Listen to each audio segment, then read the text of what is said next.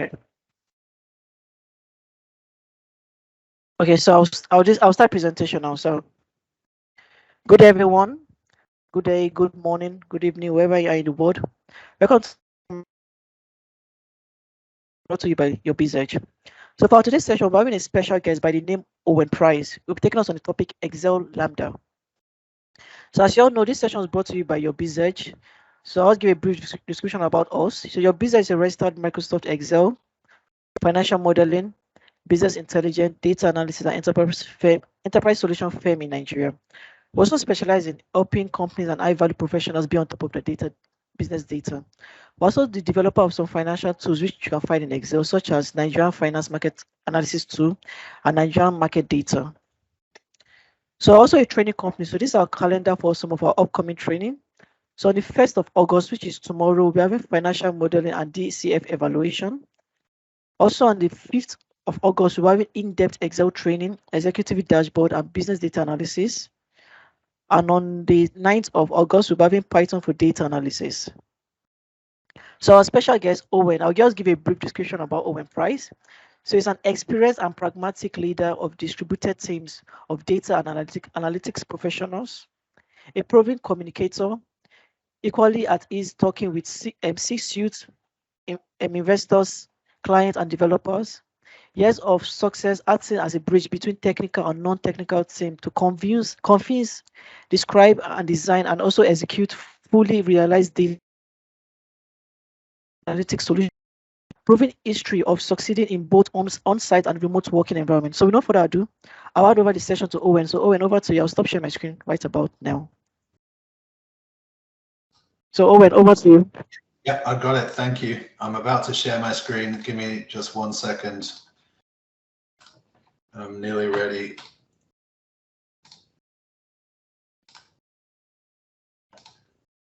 Okay, can everybody hear me? Say nothing if you can, because I can't hear you.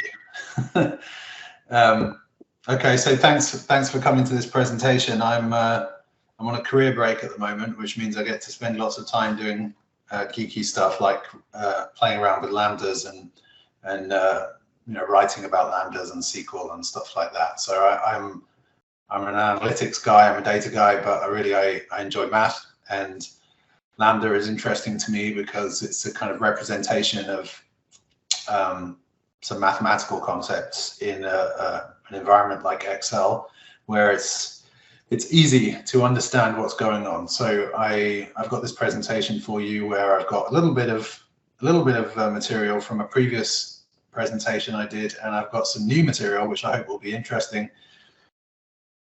I'm going to try to take it slow, but as I move from one sheet to the next, I will ask for questions. Unfortunately, I can't see the chat messages, so you'll either need to, you know, you'll need to just have someone else read them out for you. But please do ask questions if you have them, and if I'm going too fast, slow me down. Okay, so before I begin talking about lambdas, I just want to talk about these two data sets that I'm using in my examples. This is actually a query of two Wikipedia pages merged together. One of them is the crop areas of certain crops in countries in 2014, and it's merged with the population of those countries. So I've got the area grown of cotton, maize, and soybean, and the population of Argentina, and so it's merged together. So that's one data set that I'll be using, and that's called crop pop. So if you see crop pop in any of the formulas, it's referring to this query. Second data set is I downloaded this climate data from Kaggle, and it's average land temperature in Celsius on various days throughout history. And this is filtered to Nigeria, the 1st of May through many, many years. And you can see that it goes from 28.1 degrees in 1856 to 29.3 degrees in 2013. And there are ups and downs in between, but this is just some time series data that I wanted to use in some of the examples. So there's the data sets, crop pop and land temp. So let's talk about Lambda. we need to really understand what a lambda is. A lambda is an anonymous function. You can put a lambda in a cell, or you can save it in the name manager. So, but let's talk about the different parts of a lambda function first. First of all, we have parameters. These are names that you assign at the beginning of the lambda definition, and they're names that you expect to pass data into. At the last, for the last kind of comma separated part of the lambda parenthetical, you have the calculation, which is typically using the parameters to perform something, to do something.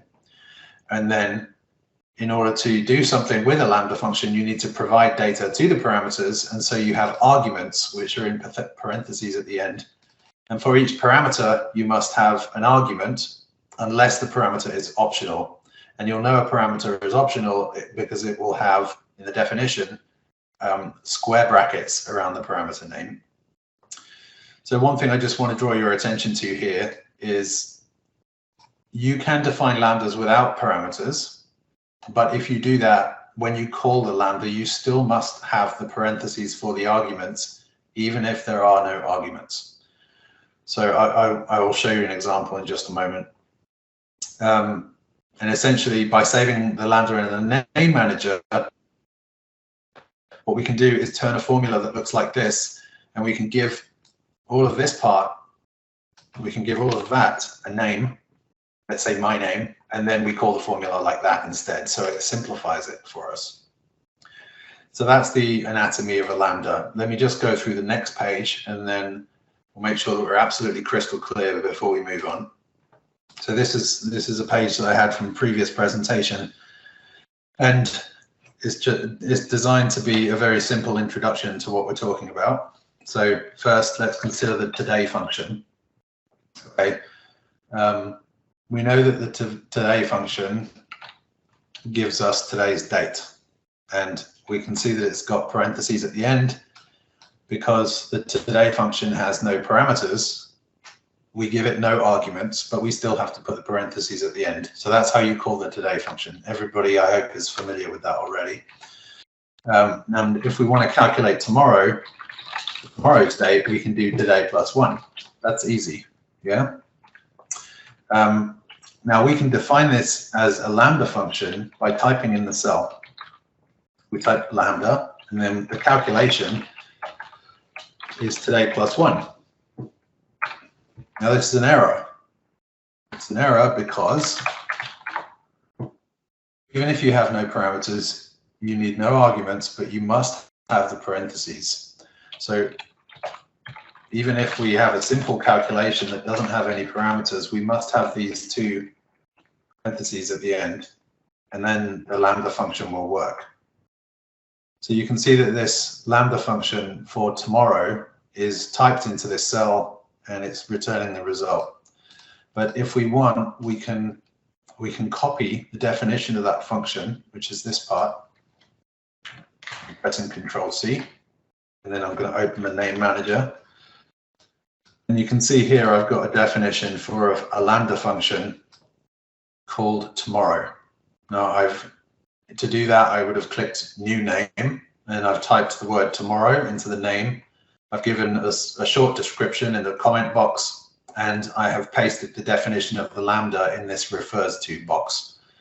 So that is the definition of this tomorrow function. And I can now type tomorrow with empty parens, and that's my named function. Okay, so that's a really, really super simple example of how you can create a lambda function. So, but let's consider a slightly more complex one, which would be some kind of arbitrary days after today, where we've got this cell B9, which is going to be the argument for this calculation. So 3 is the argument, B9 is the reference to the argument. And what that does is it calculates 3 days after today, or if I change it to 4 days, 5 days, or even yesterday, right? So what we've actually got in B9 is a parameter, And the number that we're putting into that parameter is an argument. So we can define a Lambda function with days after today as a parameter, and then we can have the calculation will be today plus days after today. And not forgetting the parentheses with the argument at the end. So that's a Lambda with a parameter defined in the cell. And it just so happens that I have created this today offset function, which has got the same definition. You can see Lambda days after today, today plus days after today. That's the calculation. And it works in the same way, except we just call it like that. So this is a really basic introduction, but this is essentially how you create your own functions. You define them with this Lambda expression, which has optionally parameters. It has a calculation, and it has, if you have parameters, it has arguments. You define it in the name manager, and you save it and you give it a name, and then you can call it as you would with any other function, and it works in the same way as every other function. So if I say 10 days from today, it will change to the 10th of August. Okay. One other thing I wanted to just show you and just get you thinking about is, well, tomorrow we've got this definition of today plus 1, but of course, today plus 1 is just a special case of today offset, right? So today offset, you pass a number of days, and then it's today plus the number of days. Well, if we passed a 1 into today offset, we would get tomorrow. So actually, what we can do is put today offset inside this Lambda function with a 1 hard-coded into the function. And that's the definition of tomorrow. So now tomorrow is equal to the Lambda function with the calculation calling another Lambda function called today offset with the number 1 as the argument. And it calculates today plus 1 as tomorrow. So I hope that all makes sense so far. This is about as simple as it's going to get in this presentation. So has anybody got any questions before we move on? So no questions with them. Okay, thanks. Okay. So, someone has this off. So wait, sorry, someone has this off. Taiwo, so let me make you a presenter. Hi, Taiwo, so you can ask your question. Taiwo, unmute yourself and ask your question. Okay, thank you. I just wanted to find out, how did you name the tomorrow from the Lambda today plus 1? How did you create that tomorrow? I missed that part. Okay, well, I didn't create it because I created it before the presentation, but let me show you how I would have done it. So if I delete this, and so it's not there, right? So what I would do, you see it says name now because I'm referring to a function name that doesn't exist. So I've typed my calculation for tomorrow into this cell, into B7. The definition of the function is everything from the word lambda up to the end of that parenthesis. So I'm going to copy that, okay? Press Control F3, which will open the name manager. I click New. I put tomorrow. Give it a comment, return tomorrow's date, and then I literally just paste that lambda today plus 1 in the refers to box. And then when I click OK, now I've got a lambda function called tomorrow, which means I can now use it in a cell and it will return tomorrow's date. Does that answer your question? Yes, it does. Thank you. Okay, great. So I'm going to move on, and things are going to get a bit more detailed now. I can't move on. Where's that? There we go. Okay, so Lambda comes with some, the release of Lambda came with some, I'll call them helper functions. And 3 of them are scan, reduce, and map. And on this page, I'm going to show you how scan, reduce, and map works. So if we think of this array here, which is a sequence of 10 numbers, we can think of a function that says, okay, let A be this number above the current cell, and let B be this number, which is the number on the current row, and then let's calculate A plus B. Actually, yeah, let's calculate A plus B. So we can see that it's 0 plus 1 is 1, okay? And by filling it down, we're now doing 0 plus 1 is 1, 1 plus 2 is 3, 3 plus 3 is 6, 6 plus 4 is 10, and so on, all the way to 45 plus 10 is 55. Okay, so what we have done here by clicking that box there and filling down is we have scanned through this array. We have used the current value in each row and the value from the previous row, the result of the calculation from the previous row. We've used those two values to calculate this value. And that's what scan does, except you don't have to have 10 formulas in 10 different cells to do it. So the way scan works is you type scan and you give it an initial value. And that's this, in this example, that's this value here. And then you give it an array that you're going to scan through. And then it has a lambda function. So this is actually a function that accepts a function as an argument. So scan, the third parameter is a function, and it's a lambda function with 2 parameters itself. If you read the documentation on the scan help page, it uses A and B, and that's why I use A and B. And A refers to the result of the calculation on the previous row. So it's the same as in my let expression.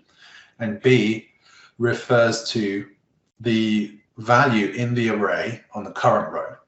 Okay, so if I put A plus B as the calculation in this lambda function, what this is going to do is it is going to scan through the array that is in cell A4, and it is going to assign to A, as it iterates through each row, it will assign to B the current value in the array, and it will assign to A the result of the calculation A plus B. And on the first row, A is equal to 0. That's the initial value. So if I type that, you can see that it does exactly the same thing. It's returned exactly the same results, but with one formula instead of 10. And this is just to show you that they are the same. Okay, so that's scan. There are many, many more complex examples than this, but this is just to give you an idea of how scan works. Reduce, excuse me. Reduce works almost identically to scan. I should have blocked these. I made the same mistake last time. Reduce works almost identically, except it only returns the last value. So instead of returning all 10 values, it just returns this one at the end.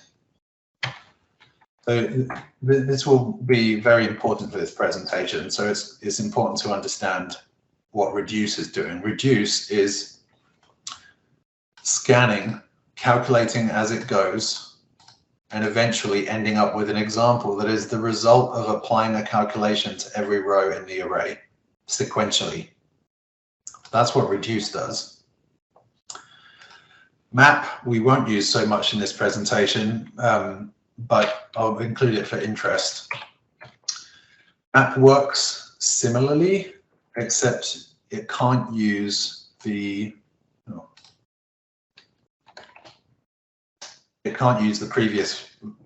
the result of the calculation on the previous row. It simply assigns a function to the values on each row. And typically you give it a lambda function in the second parameter. And that lambda function must have one parameter itself, which represents the value that is being passed into it from the array. So in this case, because it's a one column array, X will be equal to the value on each row. And then I'm trying to think if I can remember how I actually did this. I think it's sum sequence X. So sum sequence X, on the first row, X will be equal to 1.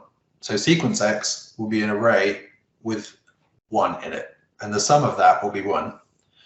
On the second row, X will be equal to 2. Sequence X will be the array 1, 2, and the sum of that will be 3. On the third row, X will be equal to 3. Sequence X will be 1, 2, 3, and the sum of those will be 6, and so on until we get to 55. So this actually, what have I missed? This gives us the same result, but with map. And I'll just include it for interest more than anything else. But if you ever find yourself needing to apply a complex function to every cell in an array, one cell at a time, then map is the way to go. Okay, so I'm going to move on. I'm going to ask for questions when we get to the end of this 204 sheet. So I've given the sheets numbers. So if you have questions on any, while I'm not asking for questions, please just, say I've got a question about sheet 202 or whatever it might be. So, can't seem to.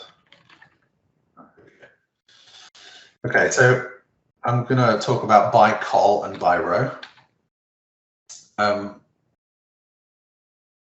So first of all, here I've got the I filtered the crop pop data with where the GM food is equal to maize. So that's just to give us a smaller data set for this example. But this is basically the maize data from that table that I showed you at the beginning from the query. Okay, and Bycol, what Bycol does is you give it an array. So this is the array, and it iterates this col, then this column, then this column, then this column, and so on until it gets to the end. And it does that by first, this is where I'm going to try and use my pen here. I hope you can see this. So first of all, you give it an array. This is the array. Okay, and then the second parameter in Bycol is a lambda function. I think that's lambda. And the lambda function in Bycol takes one parameter, and that parameter can be called whatever you want, but it represents the column in the array. Okay?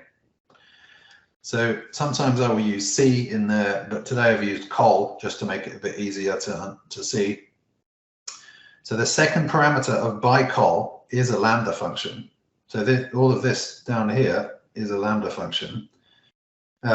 Now what it's doing is it's taking the col and doing something with each col. So first, I'm using let to determine what the data type of the column is. So there's this type function in Excel which returns a 1 if the parameter in the function is a number, and it returns a 2 if the parameter in the function is a text. I think it's a 4 if it's a true or false. 8, I can't remember. 16 is an error. There's lots more values, but anyway, it returns a 1 for a number and 2 for text. So by defining this col type name as the type of the second row in the column, and I use the second row because the first row is the header. I don't want to define the type on the header. This is the second row, so here that's a number, this is text, text, text, number, number, text. So it will start with the growing year. Col type will look at this number 2014 and it will determine that it is a number, and it will return the number 1 into this col type name. Switch then says, okay, depending on the value of col type, if it's a 1, take the average of the column. And if it's a 2, i.e. it's text, take the count of the unique values in the column. So this is just a silly example that I set up, which is basically for every numeric column in this array, I want the average of that column. And for every text column, I want the count of unique values in that column. And you can see the formula is actually here.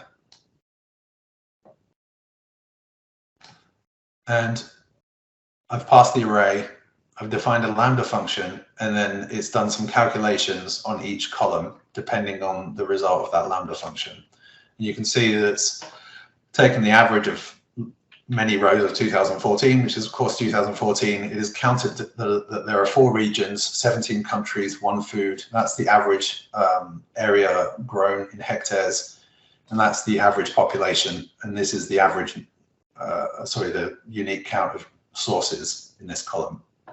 So that's what Bycol does. It applies some kind of calculation, whatever you want really, one column at a time to an array with several columns. Okay, and by row, as you might have guessed, it's similar, except you pass it an array. There's the array, and you give it a lambda function. But the lambda function, the parameter represents the row. So I call it R because that's just a habit I got into. And what it will do is it will iterate 1 row at a time and apply that function to every row. And this is about the simplest function that I could think of that would actually make sense. And it's dividing the value in column 6 of the row by the value in column 5. So it's dividing the population by the area grown. I'm not sure that's really a meaningful metric, but it certainly demonstrates what byrow does. So a really useful use for byrow that I found is if you want to check, okay, several different columns for different conditions, sometimes you'll use an OR function, right? If you've ever used an OR function, you'll say, okay, if region equals America or country equals Philippines, let's say that's an OR function. Now, if you pass that a single row of data, it will work just fine. But if you pass that an entire array of data, it won't work, because OR will take every value in the array as a single OR statement. It will return a single true or false. What you actually want to do is return one value per row. And now that I'm saying this out loud, I realize I should have just used this as an example. So I'm just going to do it just for the sake of this presentation. Okay, so just to show you what I mean, if I use OR and then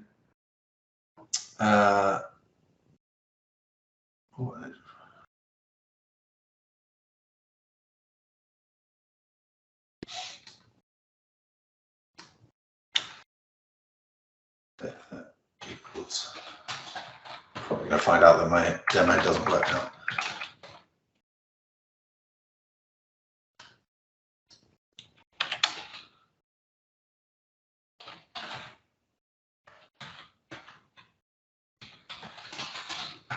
Yeah, so that returns a single value. You can see that it's just got true. So actually what I want is I want a true or a false next to each row if it's either Americas or Philippines on that row. Okay. The way to get around this is by using byrow, and you can use byrow and then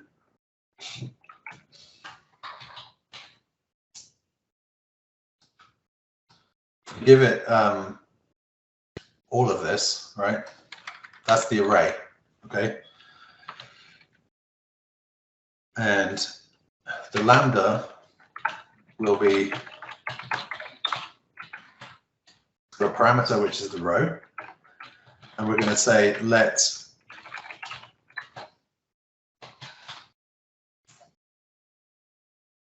is going to be the region, which is column 1 from the row. And the country is column 2 from the row. And we want to say if the region is Americas or the country is Philippines. It's a bit messy, but essentially this lambda function will then be applied to every row in that array. You can see that it returns true or a false on each row, depending on whether the condition has been met for that row. So I think by far, this particular use case of applying an OR condition to multiple rows at a time, by far that has been the most frequent place that I've used byrow, and you may find similar. Another one is for calculating row totals with a single formula. That's quite useful. But anyway, Bycol and byrow, that's how they work. They have an array and then a lambda function, and they either iterate horizontally or vertically. Okay, let's move on. For some reason that's why. Okay, so make array is probably my most used function, but probably not the easiest to understand. It's a function that comes with Microsoft 365. It's not something I created, just to be clear. So I've got some fake made-up data here, which is survey data where respondents with a respondent ID have indicated which country they're from. I used to work in a market research company, and we would interview farmers all around the world about what they're spraying on their crops and what they're growing. So this is kind of natural data to me. One thing you do in statistics is you need to create models, maybe of linear relationships between variables.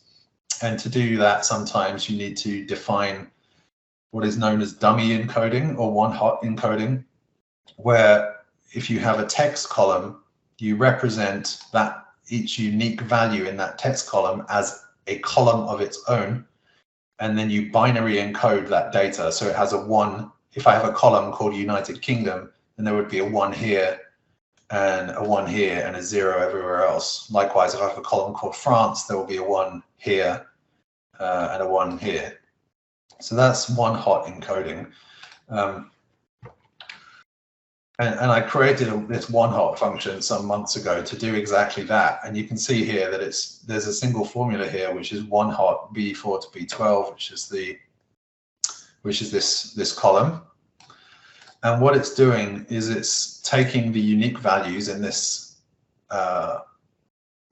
column, and it's prepending the word country, and it's creating a header array. And just to illustrate it a bit, I will just step through why I'm talking about this, because it uses make array. So first of all, the lambda function takes a range, and in this example, the range is B4 to B12, okay? And I want to define some names within the lambda, so I'm defining this variable. This is a variable name, is the first value from the range, which is essentially the first row in the range. Excuse me, I've just messed that up. This is the first element in that range. So that's the variable name, okay? The values are from the second element in the array, which is this row here, to the last element in the array, which is this row here. So all of these values, i.e. the country names, I've used a kind of reference form of index here where you can put a colon between the two index calls and it can create a reference. And then I wrap that in unique to get the unique country names. So these vowels actually contains the unique countries, so it's deduplicated. And headers is the var, which of course is the word country, an underscore, and then transposing the unique country names with the spaces between the spaces in the words replaced with underscores. So if United Kingdom has a space, substituting a space with an underscore will put a space here. and then transpose it, we'll turn it from a column into a row, and heads then becomes the first row of this array here. Make array takes two parameters. The first parameter is the rows, the count of the rows that you want in your array that you're about to make. The second parameter is the columns, or the number of columns you want. So in my example, I want the same number of rows as my original data. So that's 9. And the same number of columns as in my heads array, which is 1, 2, 3, 4, 5, 6. So I'm telling make array to create an array with 9 rows and 6 columns. 9 and 6, right? And then the third parameter in make array is a lambda function, similar to how we worked with scan, reduce, and map, except this lambda function, it takes two parameters. The first parameter is the row position, and the second parameter is the column position. So it should be fairly obvious that with varying integers for R and C, we can index any position in this array. So this first cell with country United Kingdom has row 1, column 1. Country France is in row 1, column 2. This is row 1, column 3, and so on, all the way down to row 9, column 6 down here. Okay, so this lambda function is saying, okay, if the row is 1, i.e. this first row here, then we want to get the value from the corresponding column from the header array. So that's all of these. If the row value isn't 1, but if the row value, if the value from the input range on the same row is equal to the transpose of the values in the column that we are iterating through. So let's say if C is equal to 1, then the transpose of the values will return United Kingdoms, and we're essentially saying if this value is equal to this value, then put a 1 in the array. Otherwise, we're going to put a 0. So that's why we've got a 1 here, a 1 here. And in the country France column, we've got a 1 here and a 1 here. And in Germany, we've got a 1 here, and Netherlands, and so on. Okay. So this is, believe it or not, I know it sounds complicated, but this is somewhat of a simple example of how to use make array. You essentially pass it, again, just to cover it again, it's got 3 parameters. The first parameter is the number of rows. I'm sorry I'm looking down here, but my screen is on the table in front of me. The second parameter is the number of columns.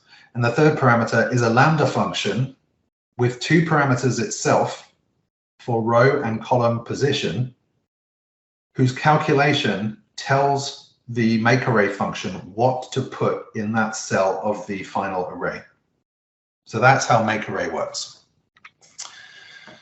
I hope that makes sense. I will just go through more on scan and then ask for questions. Oh, I should have closed all this. Okay, so close that. Okay, so first of all, I've returned the land temperature data here. And if you recall what I said at the beginning, it's temperature, average land temperature in Celsius in Nigeria on the 1st of May for various years in history. And I've downloaded this data from Kaggle. And the reason I wanted to show you this is because I wanted to talk a bit more about scan. Now remember, scan has an initial value. And the reason I want to talk more about it is because the previous example is kind of just ridiculous. It doesn't make sense. Yeah, it's not very useful, is what I really mean. This is the initial value. This is the array to scan. And this is the lambda function. So in this example, the initial value is going to be the first row from the temperature column, which is actually this value here, 28.1. So that's the initial value. The array that we're going to scan is going to be the temperature column. And as we scan through the array, we are going to check the result of the previous calculation, remember that's A, with the temperature on the current row, which is B, and we're going to see which one is largest. We're using max. And the result is that we have kind of a record maximum temperature, yeah, which changes. You know, this, it was 28.2 here and 29.1 here. So the new max became 29.1. And then that record that was set on the 1st of May, 1859, oh, I've got formatting problems here, was not changed, was not beaten until this date here, which is the 1st of May, 1899. And it continues like that all the way down the data. So that's a more interesting example of scan, and there is a point of why I'm saying all this. So that in itself might not be that interesting, but we can then use the data returned by that scan to find something else. So in this example, I'm first giving my land temp table a friendly name, so data, and then I'm saying I want the temp's name to be the second column in the land temp table. I realize I could have put data in there, but so this is the temperature and these are the dates. And I'm using this scan similarly to how it is on this side to get the max and essentially return the array that's in this column into this record max name. Okay, so this array of temperatures that I showed you a moment ago is in this record max name. I'm then using XLOOKUP to take the values in the record max and look them up in the temps column. And where we find those values, return the same value, the same row from the dates column. And the net result is that we can then see that we've got, you know, May of 1859 all the way down to here, and then it's May of 1899 down to here until there's a new record where it's May of 1912 and so on. So that becomes a little bit more interesting way to use scan.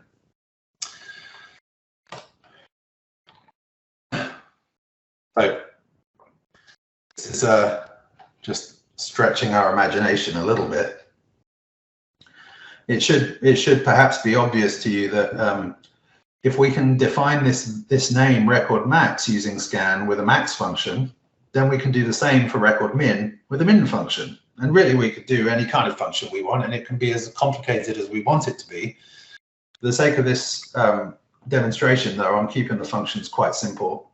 So this particular formula, which is in this cell here, is returning the record min, and it works in much the same way.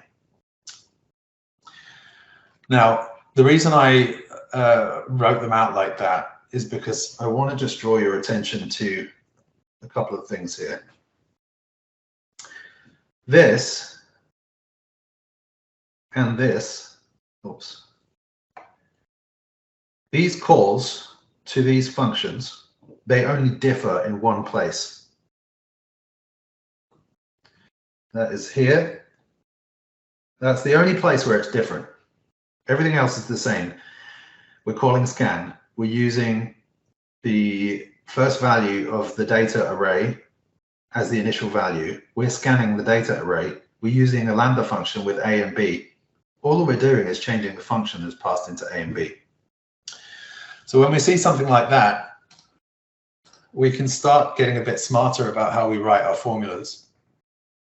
And in this case, what I've done is I'm showing you now the second way that we can define a Lambda function in Excel. I've shown you one which was saving it in the name manager. The second way that we can do it is by defining it in a let function. Okay, so here I have actually defined a name called record measure. Excuse me. And record measure is a function. And this function, it takes one parameter. And the parameter that it takes is a function, okay? And what record measure does with that function is it does the scan with the first value as initial value. It scans through the temperatures, and then here it uses the function that was passed into it as the Lambda function that goes inside scan. Okay. Now I can put it in there like that.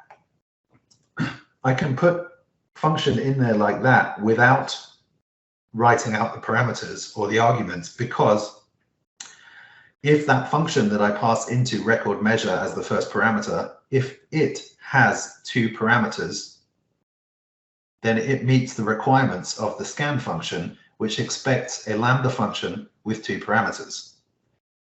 So I'm hoping this will become clear in just a moment. But here I'm defining record max as a call to the record measure function, which again is this. And I'm passing into the record measure function the Lambda function that defines the max, which is the one that was used here. And here I'm doing the same with record min, but I'm passing in the Lambda function that defines the min, which is the one that's used here. So it's a bit of a simple example, but the point is that we can define a Lambda function and we can pass a function into the Lambda function. So if we had lots of these scanning calls, we could greatly simplify the amount of the length of our formulas, and also the way that we understand our formulas, by defining functions that take functions as parameters. Okay, and then finally, I'm using choose. I hope you're familiar with choose and how it works. I'm using choose to return the original data, the record max and the record min. And that essentially gives us this array, which has the original data, the record max and the record min in a single result. Okay, so that is kind of our initial foray into functions that take functions as parameters and kind of nesting of lambdas. So at this point, I will ask if anyone has any questions. Okay, Owen, awesome. So if you have any question, can you raise up your hand so I can just unmute you? So there's been a lot of communication in the chat. Okay, so someone said that, so with the right parameter and call, I can create a summary table, right? I'm sorry, can you say that a bit slower? Okay, someone said with the right parameter and calls, I can create a summary table. Oh, you mean in choose? Yes. So let me make you a speaker. Lupe, I'm coming, so I'll make some people a speaker now. Hello, Victor Momo. So you can meet yourself. Omisile. All right, thank you. Thank you so much, Owen. So what I was saying is, because there's something I've been itching to do for a long time. So just the kind of summary table that I'll create with a pivot table. What I'm saying is, with the right parameters passed into maybe using let and lambda, etc., I should be able to recreate such a summary table that will spill into multiple columns and rows. That's what I meant.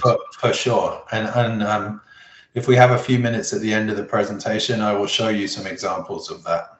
I would really love to see that. Thank you. Okay. Yeah, it's really one of the best uses of Lambda, I think, is to create dynamic summary tables. Any other questions? So, any questions? So if you have questions, just raise your hands up. So no questions. So you can move on. I mean, you can continue. So I'm not sure how much time we have left, but I just have a bit more to show you. So the first thing I want to show you is just to revisit some. I want to get back to basics with this let function, in case anyone has been wondering what the hell I'm talking about. Let allows you to assign names to values or references. So in this very simple example, I've said let the name 1 be equal to the value in A3, which is there, yeah. and 2 is A4, 3 is A5, and 4 is A6. And then we'll return a calculation of 1 plus 2 plus 3 plus 4, which is 10. Okay, that's super simple. But we can also do calculations with our names and define new names. I should have really done this at the beginning, but anyway. So we've still got 1 plus 2 plus 3 plus 4, but I've now defined a name 1 plus 2, which is using the name 1 and adding it to 2, and 3 plus 4, which is using the name 3 and adding it to 4. And I can then do 1 plus 2 plus 3 plus 4, which is 10. It's a bit of a silly example. No one would ever do this. Okay, so the reason I'm telling you this now and not earlier is because I'm trying to underline the ability to embed these lambdas inside each other. So here I've got 1, 2, 3, 4, and I've defined this lambda called plus, which takes 2 parameters, A and B, and it adds them together. So then I've got this name 1 plus 2, which uses the plus lambda with the value 1 and the value 2. And so that's 1 plus 2, which is 3. And this name 3 plus 4, which is using the plus function with the value 3 and the value 4, which is 7. And now I'm using the plus function again to add together 1 plus 2 plus 3 plus 4, okay, which gives us 10. And finally, this is what I really wanted to get to.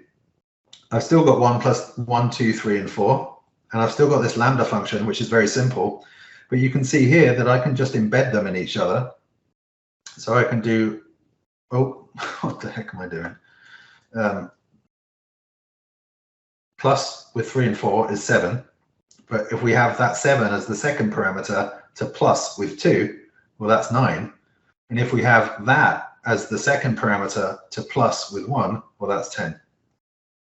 Okay, so I hope this simple example can kind of demonstrate that with a much more complex function, this ability to put the functions inside each other can become pretty powerful.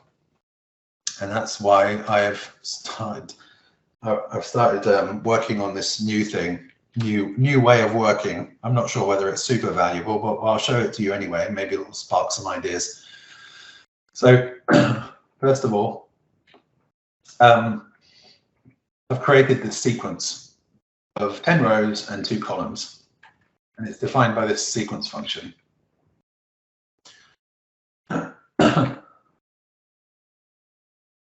So let's consider a data pipeline. If you're ever familiar with performing steps, sequences of steps, one after another, where the current step relies on the previous step, then that's what I mean when I say data pipeline. So let's say let's the name data be equal to the sequence. Now, step 1 is going to apply the square transformation to the data. And step 2 is going to multiply step 1 by 3. And step 3 is going to sum step 2. And step 4 is going to take the square root of step 3. And then we're going to assign step 4 to the output and return the output to the spreadsheet. So this is the result.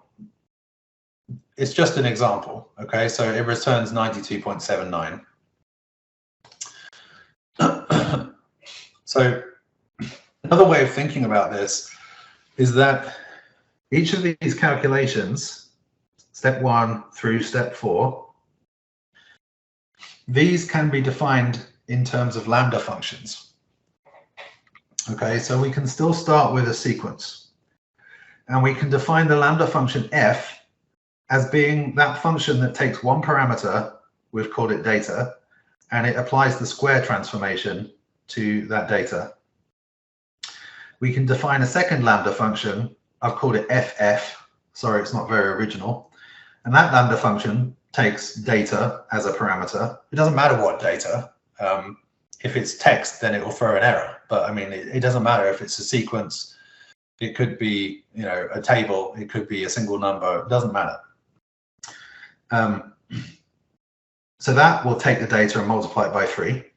And this third function, fff, will take the data and sum it. And this fourth function, which is 4fs, we'll take the data and take the square root of that data. And you can see that it's a bit difficult to read, but this output is now calling the first function on the data. So calling this lambda on that data, the sequence. We're then passing the result of that into the second function, and the result of that into the third function, and the result of that into the fourth function. And all of that gets assigned to this name output, which is then returned to the spreadsheet. And it produces the same result. So why on earth would anybody do this? This, of course, seems simpler. But what if you have a sequence of steps that relies on using function f several different times throughout? You wouldn't want to define, 16 steps, where 3 of the steps in those 16 steps have the same calculation. You would want to have that as a function f, which provides the square. Okay. Of course, it's a bit of a silly example because that function is so simple. But let's say you have very, very complex functions. You don't want to repeat yourself with complex functions in your formulas if you can avoid it. Your future self will thank you for making it simpler. So the intent here is to show you that we can define these steps as functions in themselves and then pass them into each other, essentially pipe them into each other to produce the output. Which is exactly why I've defined this thing called pipe.line. And pipe.line works similarly to the map or the scan or the reduce functions in that it takes 2 parameters, but this time it takes data as the first parameter, and the second parameter is actually an array of functions.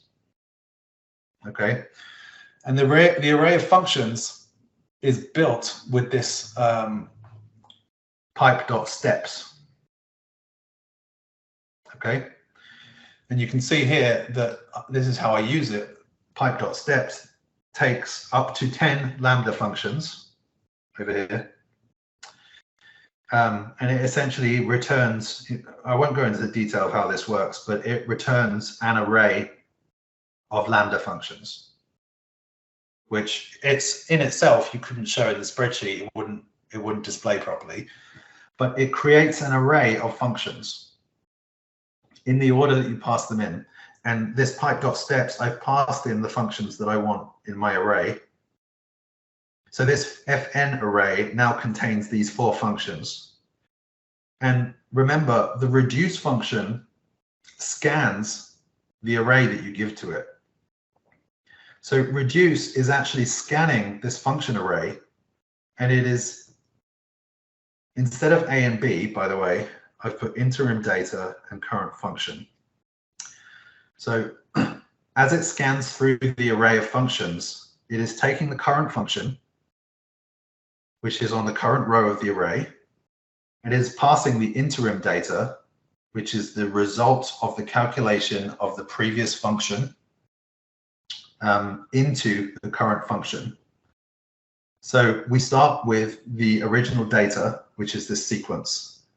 The sequence gets passed as the data parameter into the first function. It performs the square calculation. It assigns the result of that first calculation to this interim data variable.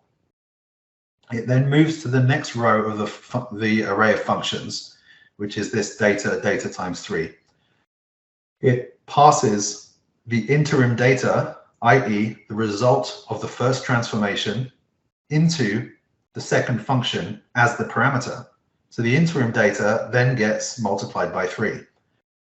It then assigns the result of that second function to the interim data, and it moves to the third function, and it passes the result of the second function into the third function, and so on and so forth. And remember, reduce only returns the result of the last function. So the net result of this is we pass data into the top, we pass this sequence into the top of the pipe, and it applies these functions in order to give us the result, which is 92.79. So I actually only came up with this yesterday. I kind of like it. I think it's a way to really, I think it's going to be really useful to my work in the future. It's going to be a way to really simplify things and make sure that functions don't get too difficult to read. So that's pipeline. We pass an array of functions into the reduce function, and it executes them sequentially on some data. Okay. Filt. It's all of, oh, what have I done here? Now, all of this was inspired actually by, I'm going to get this web page. I'm going to show you this web page. There's this guy called Travis Bolden. I don't know if he's probably not on the call, but there's this guy called Travis Bolden and this web page which talks about this if any of Lambda. And I've spent many hours reading this and trying to understand it. But this is, to me, this is just a perfect example of how powerful Lambda can be. And I was inspired to write that pipeline thing by this page. I strongly recommend, if you want to learn about using functions as parameters, you read this page over and over again until you understand it. It's really, really useful. So I've actually taken his work from that page, and I fully acknowledge that it's all attributable to his work. But I've taken it and tried to interpret it for you so that you can see what it can do. So here I've got the crop pop query, which is again the crop data with the population.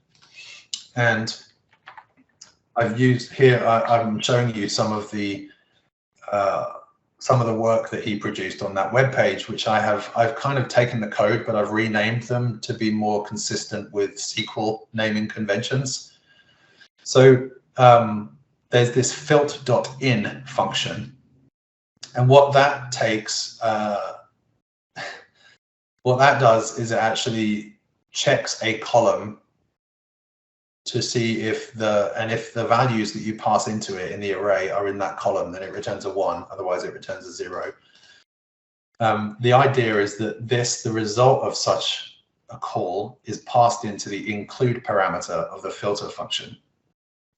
So if you're familiar with filter, you know that you can say if GM food is equal to cotton in parentheses plus GM food equal to soybean in parentheses, that will be equivalent to saying if GM food is either cotton or soybean. And what this Lambda does is it provides a more compact way and a kind of more human readable way of making the same expression. So it's saying if these values are in this column, then return a 1. I'll show you the code for it in a minute. Here's another example.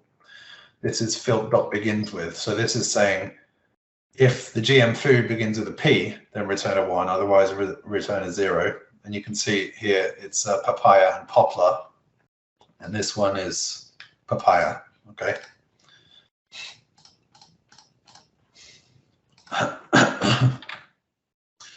And all of this is tied together by this filter.any or filt.any function. And the way that works is you pass it the column name once. And then within the second parameter, this is another example of a function that takes a function as a parameter. The second parameter of the filt.any function is a Lambda function. And the Lambda function you pass into it is either one of these or one of the other ones that I'll show you, or it's this filt.or function, which itself accepts up to 10 Lambda functions, very much in the same way that I showed you with the pipe.steps function a moment ago. So this expression actually says if the GM food is either cotton or soybean, or it begins with P, then return a 1, otherwise return a 0. And just to show you how it works, you can have this very simple filter function, which is filtering the crop pop table on the array produced by that expression, which is in K5. And you can see that it has filtered the table on cotton, soybean, and crops that begin with P. And you don't need a helper function, a helper column, of course. You can just embed. Oh, I forgot to. You can just embed it.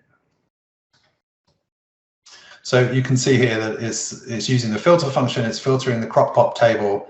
And then it's using that expression I showed you before to say that if any of the following conditions are true, then return a 1, otherwise return a 0. So if any of filter.in cotton soybean or filter begins with P, if any of those are true, then return the data from the crop pop table, otherwise don't. So that's how that filter namespace works. And I just want to show you another way that you can define Lambda functions. So there's this add-in called the Advanced Formula Environment. If you Google for Advanced Formula Environment add-in for Excel, you will find it, and then you can install it and use it. But essentially, it provides a kind of development environment for your Lambda functions. So you don't have to do it in the name manager, and you don't have to do it in the cell. You can do it in here. And I'd like to show you, you can see the pipe functions that I showed you before. Here's the pipeline, and here are the pipe steps. That's how pipe steps works. And the filt functions. So you may be familiar with this construct, this any, filt.any, which you can see at work here, takes 2 parameters. The first one is a column array. The second one is a list of predicates, which is essentially a list of functions. And the functions that it's taking are the functions that are currently within this filt.or function. And it itself is taking the in function and the begins with function. But in both examples, the way that this works is it passes the column array into the predicate function. So it takes this first parameter from filt.any and it gives it to or. And it gives it to the in function and to the begins with function, so that they work without you having to write the GM food. Can you still hear me? Am I still online here? Yes, we can hear you loud and clear. Yeah, I thought my internet had gone out because this yellow bar came. No. Okay. No. So there are lots of simple things you can do here. Like the filt.in is just saying, are they exactly the same?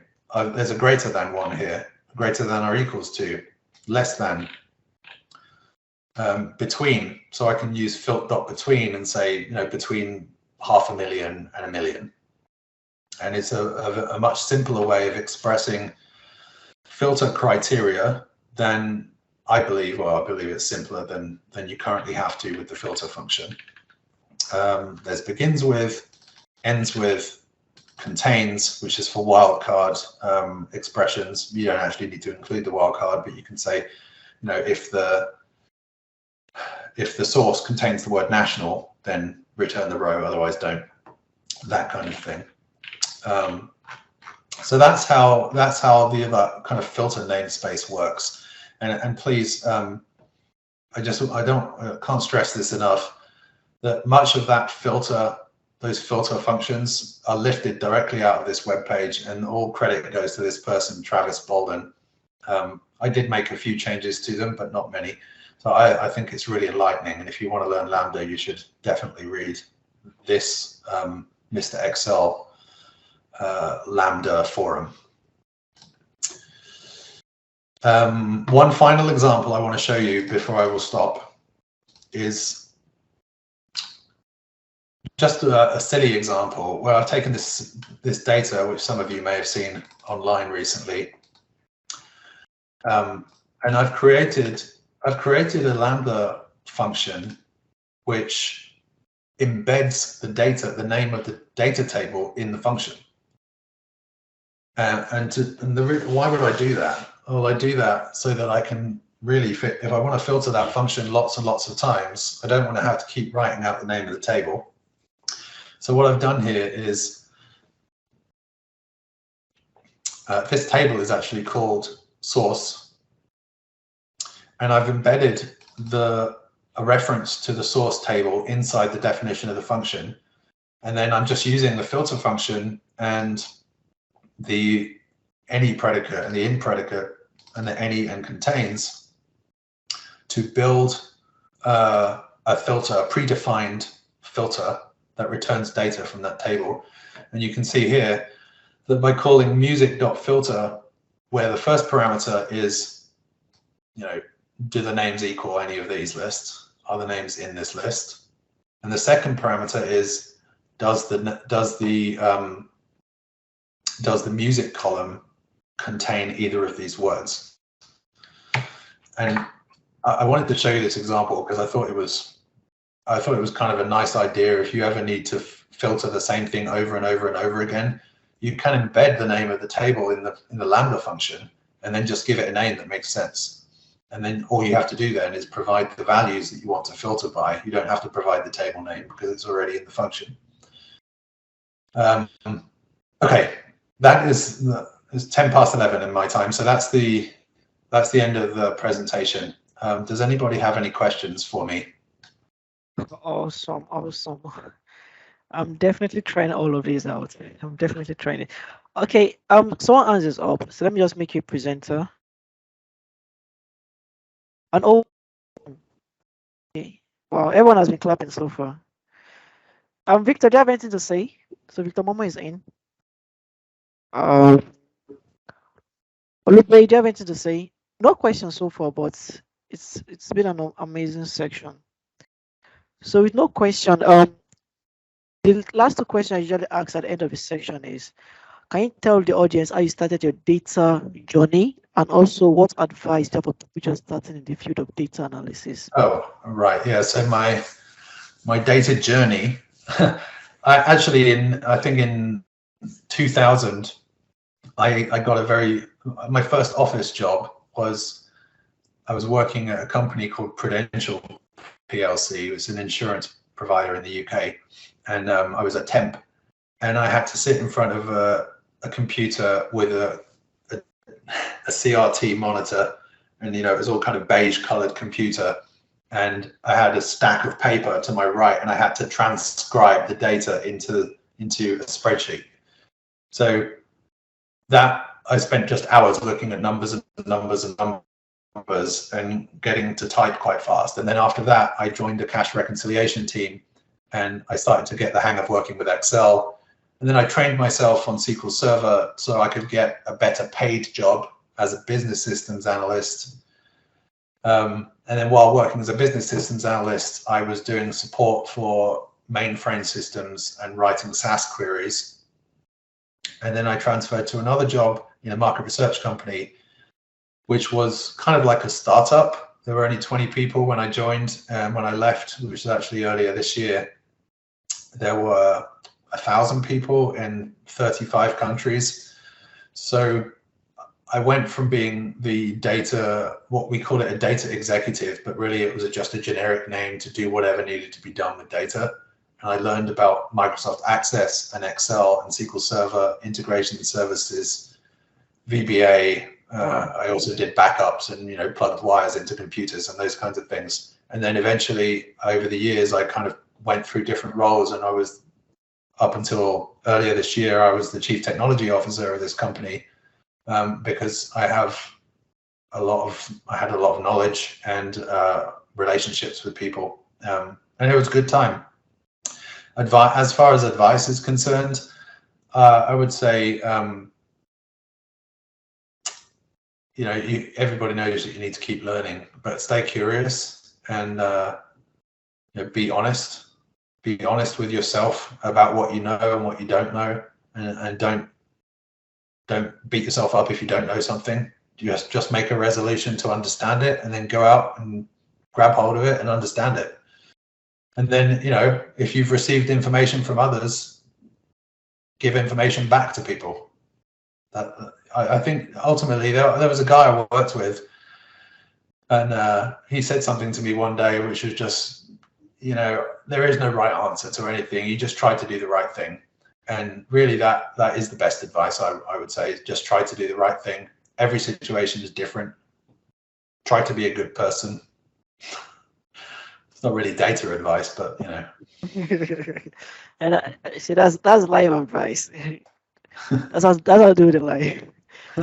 Well, awesome. Oh, and I really learned a lot. Okay, I think when this Lambda first came out, it wasn't really working on my system because of my account. But I think now it's working on my Excel, so I'll definitely try everything out. Okay. And thank you very much. Thank you for honoring our invitation, and I'll just say happy new week in advance. And okay, everyone is saying thank you. So if anyone, I'm sorry to interrupt. If anyone wants, I can give a very quick demonstration of producing summary tables using Lambda. It can take 5 minutes if anyone's interested. Okay, awesome. Yeah, you can do it. Okay. I'm wondering if I deleted the page, the sheet. Is this one going to work? No, not that one. Okay, so first of all, if you go, what I recommend is if you go to this, again, go to this page for this guy, and he's got a Lambda here called pivot. You can read through it, but it allows you to create pivot tables with Lambda functions. So that's one example. His name is Travis Bolden, and he's got a Lambda called pivot. You'll learn a lot from this guy. And then let's see if I can.